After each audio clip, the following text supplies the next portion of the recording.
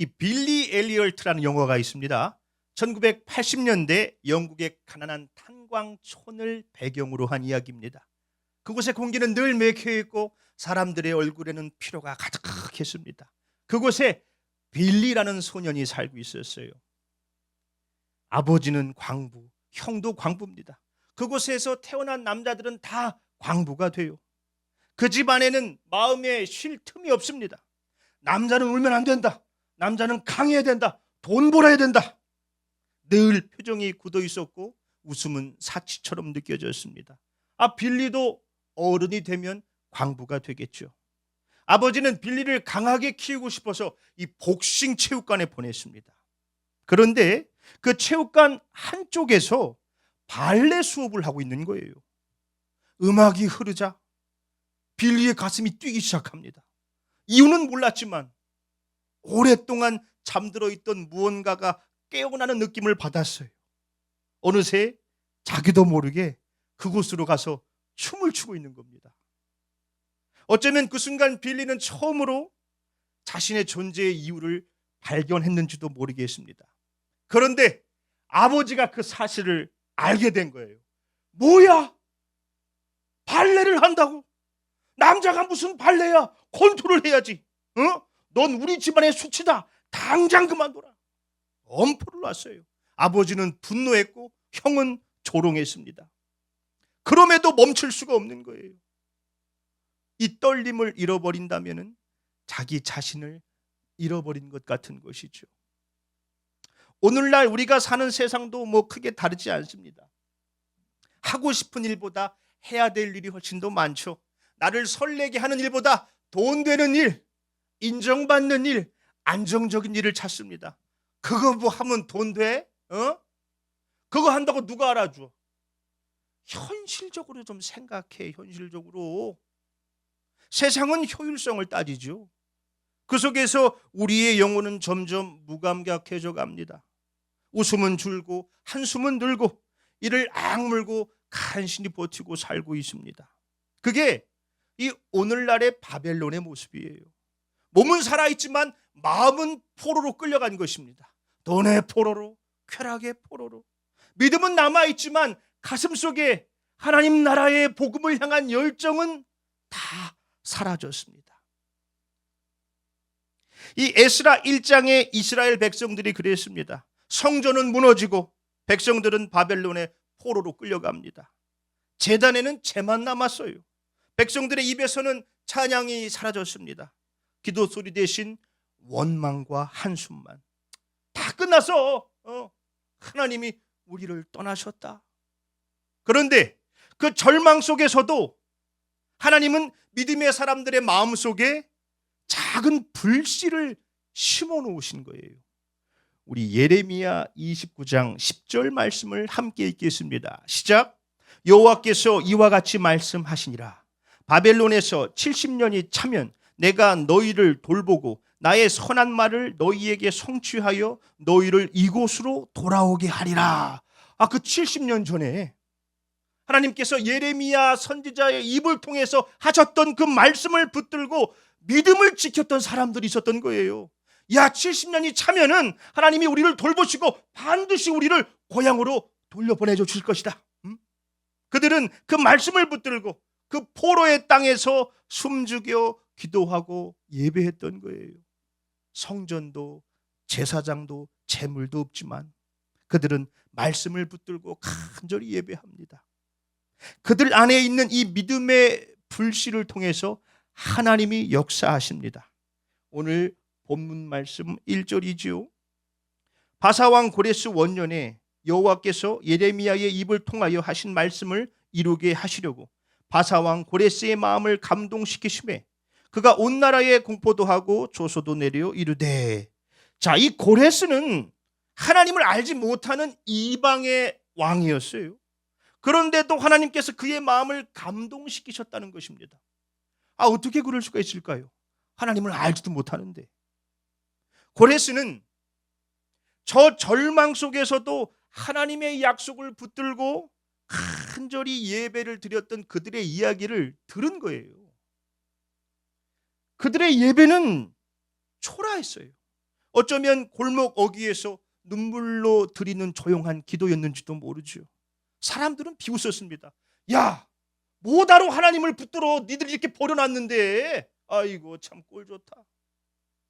그런데 그들은 그 조롱과 멸시 속에서도 하나님을 예배한 것입니다.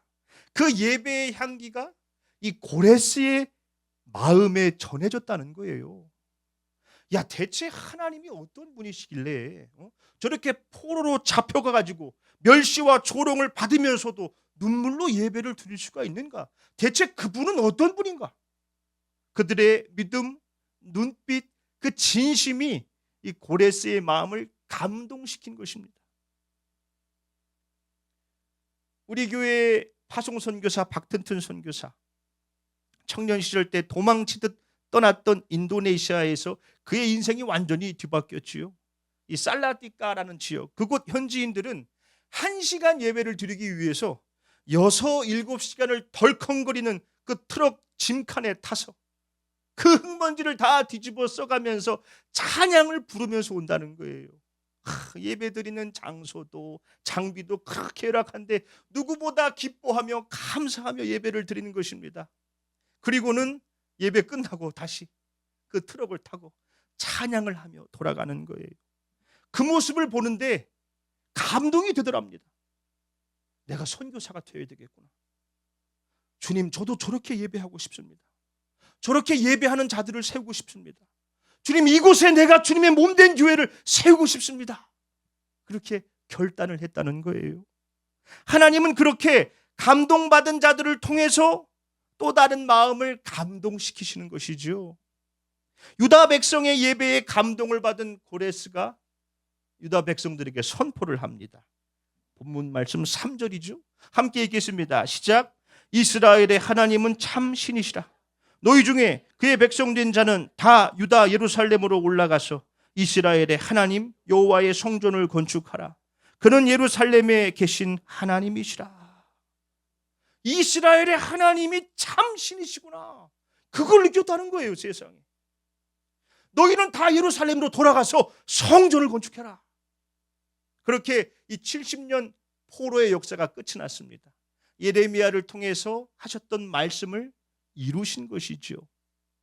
이 빌리 엘리어트 영화 이야기로 다시 돌아가 볼까요? 어느 날 아버지가 뜻밖의 말을 들어요. 이 권투 코치가 찾아와서는 지금 빌리가 체육관에서 몰래 발레를 하고 있다고 일러바친 거예요. 순간 아버지의 얼굴이 굳습니다. 그렇게 안 된다고 했는데 이놈이 또 가서 발레를 해? 아버지는 분노와 당혹감이 뒤섞인 표정으로 체육관을 향합니다. 문을 박차고 들어갔더니 이 먼지 낀 체육관에서 빌리가 발레를 하고 있어요. 당황한 것은 빌리도 마찬가지지요. 아버지와 빌리가 눈이 딱 마주칩니다. 순간 아무 소리도 들리지 않아요. 아버지는 믿을 수 없다는 듯 숨을 몰아쉽니다. 화가 치밀어 오르고 어이가 없는 거예요. 이걸 그냥 한 대 쳐? 그런데 그때 빌리가 아버지 앞에서 춤을 추기 시작합니다. 아버지를 피하지 않고 두려움을 삼키고 춤을 춰요. 흔들리지 않는 눈빛, 움직임 하나하나에 빌리의 외침이 묻어져 있어요. 아빠, 춤이 저를 살게 해요. 그렇게 이야기하는 것 같았습니다. 억눌렸던 마음이 이 춤으로 터져 나온 것이지요. 아버지가 그 모습을 멍하니 지켜봅니다.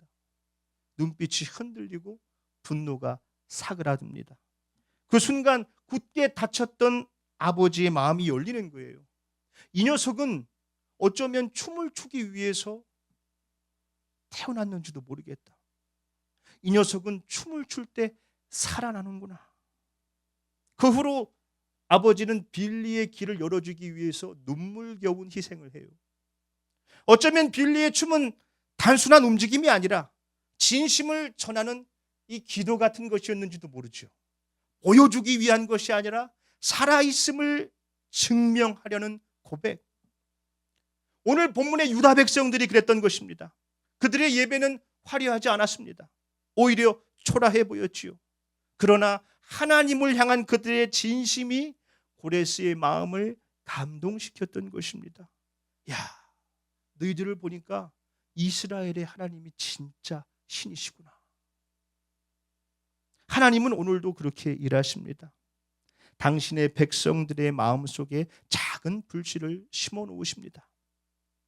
이 퍼넬 베일리의 불빛이 희미하더라도 라는 시가 있어요. 오늘 설교 제목을 그 시에서 따왔습니다. 그는 저녁이 되자 조그마한 초를 상자에서 꺼내 불을 붙인 다음 긴 나선형 계단을 오르기 시작했다. 우린 지금 어딜 가는 건가요? 양초가 물었다. 우린 집보다 더 높은 곳으로 올라가 배들이 항구로 돌아올 수 있도록 뱃길을 밝히러 가는 길이라네. 그렇지만 내 불빛은 너무나도 약해 항구에 있는 배들조차도 볼 수 없는걸요? 양초가 말했다. 내 불빛이 희미하게 빛나더라도 타오르기만 하게, 그 사람이 말했다. 그들은 계단 꼭대기에 이르러 커다란 등이 있는 등대 안으로 들어갔다. 그리고 작은 촛불로 등에 불을 붙였다. 그러자 곧바로 뒤쪽에 있던 커다란 반사경에서 빗줄기가 쏟아져 나와 먼 바다까지 환하게 비추었다. 우리는 하나님의 손에 들려있는 간단한 촛불이다. 우리가 할 일은 꾸준히 빛을 내뿜는 일이며 그 효과는 하나님 손에 달려있다. 그렇죠? 우리는 하나님의 손에 달려있는 가느다란 촛불입니다. 우리가 해야 될 일은 단 하나, 꺼지지 않는 거예요. 비록 희미하게 빛나더라도 주님의 손에 들려져만 있으면 이 작은 빛을 통해서 주님은 세상을 비추십니다. 그러니 꺼지지 말아야 합니다. 예배의 불씨를 꺼트리지 말아야 합니다.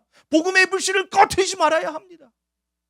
세상은 점점 더 어두워지고 차가워져 가지만 하나님이 우리 안에 심어 놓으신 이 믿음의 불씨는 꺼져서는 안 됩니다. 우리가 하나님의 손에 들려만 있으면 하나님은 오늘도 우리를 통해 이 땅의 고레스들의 마음을 감동시키실 거예요. 그러니 희미하더라도 타오르십시오. 다시 오실 주님을 기다리며 말씀을 붙들고 기도하십시오. 복음을 전하며 예수님의 사랑을 전하십시오. 말씀을 맺겠습니다. 오늘날의 고레스는 누구일까요? 삶의 의미를 찾지 못해서 방황하는 사람들, 공허함과 외로움 속에서 괴로워하는 이들, 겉으로는 괜찮아 보이는데 마음은 메말라 있는 사람들, 가난하고 소외된 이웃들, 육신의 질병, 마음의 상처로 고통받는 사람들이 오늘날의 고레스일 거예요. 하나님은 그들의 마음을 감동시키기 위해서 우리들 안에 있는 작은 불씨를 사용하신다는 거예요.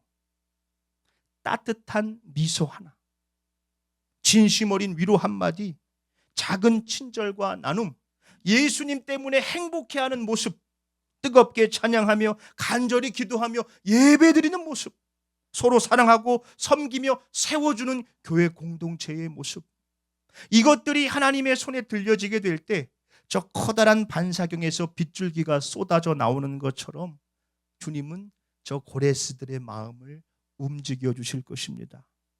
우리는 다 하나님의 손에 들려있는 가느다란 촛불입니다. 불빛이 희미하더라도 타오르십시오.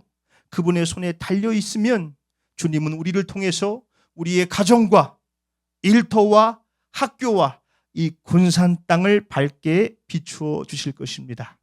기도하겠습니다. 주님, 불빛이 희미하더라도 이 세상은 점점 더 어두워지고 차가워져 갈지라도 우리 안에 주께서 심어 놓으신 그 복음의 불씨는 절대 꺼지지 않고 주님의 손에 들려지게 되기를 소망합니다. 주님, 우리가 이 믿음을 가지고 살아가기 원합니다. 세상에서는 손가락질 받고 무시받을지라도 이 복음의 불씨만큼은 지켜내며 복음을 위해 살아갈 수 있는 행복한 교회가 되게 해 주시옵소서. 예수님의 이름으로 기도합니다. 아멘.